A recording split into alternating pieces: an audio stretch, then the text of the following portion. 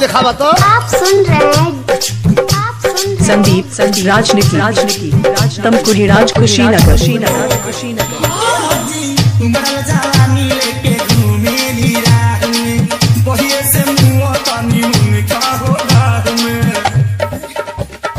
दोनों दुल्हन का ही दशा है।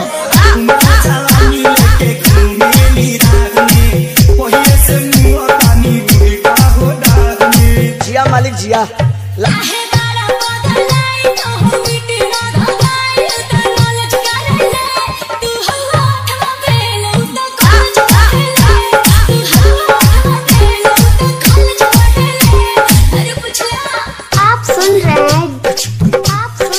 संदीप राजनीति तमकुही राज कुशीनगर।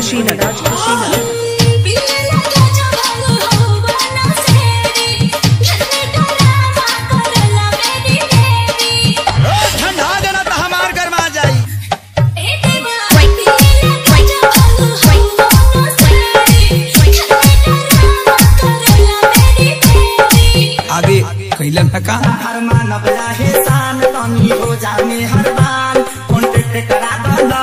तू अपना छोटा की बहन से हमारा से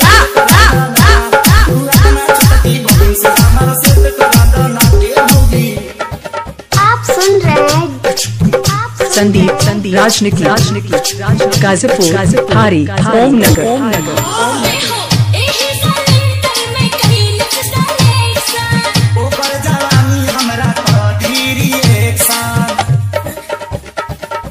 दिखावा तो।